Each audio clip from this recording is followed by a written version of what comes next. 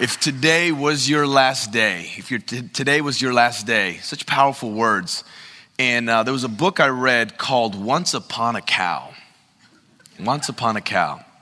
That was the book I was referring to, Once Upon a Cow. And the story goes, there was a young man that was learning from a pretty wise person. It was a teacher. And the teacher was teaching this young man, and the teacher decided, you know what, best for his student to learn through experiencing rather than just him teaching. So he decided to go on a journey. He decided to take his young student on a journey. And they left town and went together and walked. It took him about 2 days to get to this town. And he came to this town that was completely desolate. I mean, think of a town that was very poverty-stricken, very poor. I mean, things that were dilapidated. And so as they're walking, he tells his student, well, we're gonna stay here for the night, somewhere here. And the student was like, why are we staying here? But the student trusted his mentor, trusted his teacher. And so they go down the street and they look and they see the most rundown house that you could ever imagine. Literally from the outside, it looked like it was about to fall in. So they go and they knock on the door, and this gentleman opens up the door, and he looked older. He had a beard. His clothes was dirty. He looked very disheveled. And the teacher asked him, he says, excuse me, sir, I know we don't know each other, but we're passing through. Would it be okay if my friend and I, if we crashed here for the night? And the guy looks and he's like, we don't have very much here. You sure you want to stay here? I mean, we'll be willing to allow you to sleep on the floor, but we got 6 of us that live here and not very much room. If you're okay with that, sure, you could stay the night. And so they walk into the house, and the students kind of freaked out. Why are we staying here? This house is run down. And 300 square foot house with 6 people that live in the house. There was no bedroom nor anything. It was basically just one room. And as they walk in, it looked like the house was about to fall apart. And so sure enough, they see the family that's in there. And as they're sitting down they looked in the backyard. And as they see in the backyard, they see this cow that's in the backyard.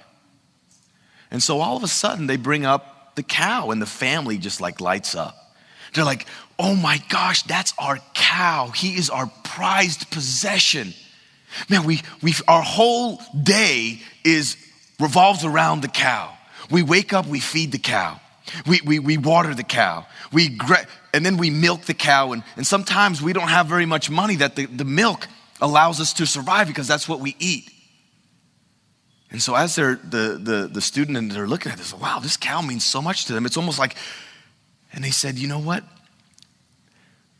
That's what makes us special. In our community where hardly anybody has anything, people look up to us because we have this cow.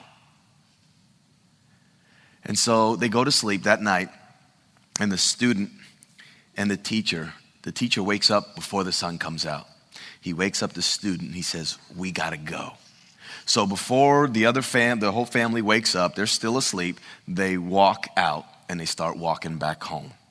And as they're leaving, they walk past the cow, and the teacher's walking in front of the student, and the student's walking behind the teacher, just kind of groggy, thinking, wow, why are we waking up so early?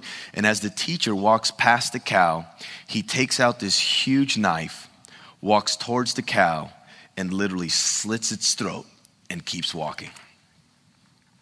And the student standing behind him is in shock. What the heck is this guy doing? And he's kind of trying to call out to his teacher, like, what is he doing? But he doesn't want to yell because he doesn't want to wake up. He just killed their prized possession. He just killed their cow. But the student starts to walk quickly behind him, like, I can't believe we just did that. So the student is in shock, trying to figure out what just happened. Teacher doesn't say anything. 2-day trek all the way back to town. And the student is trying to figure out, I know my teacher's trying to teach me something, but what could the lesson be? He just killed this family's cow, their prized possession. So student's wrapping his brain around. Weeks go by, no lesson.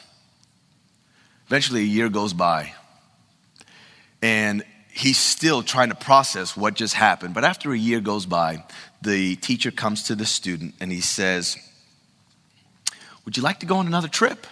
And the student's like, are you crazy? Like in his mind, he's like, do you remember what happened last time? You killed this family's cow. And he starts thinking, I wonder what happened to that poor family. But the student says, where are we going? He says, well, want us to go back to that same town. And the student's like, part of him says, this guy's crazy. He says, but maybe there's a lesson. There's something there. So his curiosity got him. And he says, all right, let's go. So 2 days they head back to that town. They find the same street. And in the student's mind, he's thinking, oh, I wonder what happened to this poor family. I wonder, they're probably no longer living there. I wonder if they even survived. That was their prized possession. That's what had them living, was this cow. So they get to this house, get to the same street, and they're walking down. And as they're walking down, they see where the house was. That was this old broken down house where this family lived, but it doesn't look like the house. It's a new house that's there. And so as they're walking closer to the house, the student thinks in his mind, man, they probably lost the house and somebody that had some more money and they're buying the house and built this new house there. And so the teacher says, let's go knock on the door. And so the student goes and knocks on the door. And the person opens up the door, and it's this gentleman that opens up the door. And the student doesn't recognize him. Clean shaven, nice clothes. And the gentleman goes, hey, I remember you guys. You guys were here a year ago. And the student was like, was this the same guy that was here before? And now all of a sudden, the students freaked out like, I hope he doesn't think I hope he doesn't know that we killed this cow. And so he invites him and come on in. So they go in and start looking in the house. Everything is brand new. Everything is huge. And the student is freaking out like, how the heck did this happen? So as they sit down, he says, would you like to come in for dinner? As they're having a conversation, the father starts to tell him, he says, you know the craziest thing? The last time you guys were here, when you guys left, I don't know what it was, but we have a feeling it was those jealous neighbors. We have a feeling those jealous neighbors, that they killed our cow. We woke up in the morning, his throat was slit, and he was dead.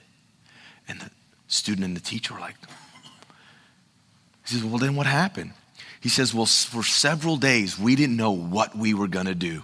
We were so freaked out because we didn't have the cow, we didn't have any milk, we didn't have any money. And then we realized we got to change something. So we made a decision. And we went out and we got some seeds. Figured out we got to do something to survive. So we went out and we got some seeds at the local store. We scruffed up some money, and then we planted those seeds in the backyard. Then we watered and we cultivated those seeds. Eventually some vegetables grew. And then we survived on the vegetables. And then would you believe it? That as we started to water and crop some more, there was more than we needed to eat. So we started selling some of the fruit and vegetables to our neighbors. Started to make a little bit more money. Got some more seeds, planted some more. Got some more seeds, planted some more. Next thing we know, there was so much more that we actually went to the farmer's market and we started to sell the vegetables and started this cool little business. And we made so much money from selling the vegetables, we were able to fix up this new house. And the students in shock. So they sleep that night. Next morning they wake up and they leave. And so as the student and the teacher were walking, the student's asking him, I can't believe it. That I thought for sure this family would have lost the house, that maybe they would have even died. I mean, I can't believe that their life is like this now. And so the teacher asked him, so what's the lesson?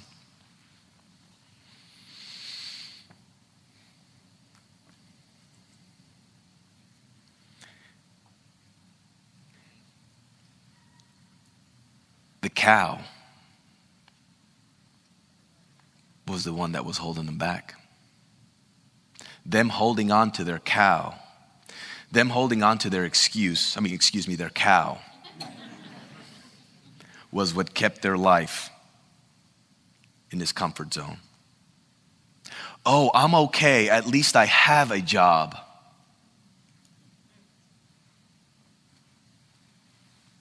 Comfortable life. The cow is our excuses. The cow is our doubts. The cow is our limiting beliefs. The cow is what holds us back to living an average life. If you want to live an average life, cool, go for it. But if you want to get out of your comfort zone, you have to kill the cows that are in your life. What are those cows? Not the real cows. We love cows. Don't get me wrong. But I'm talking about the cows that are holding you back. It's a great book. I encourage you to read it. Get some fun out of it.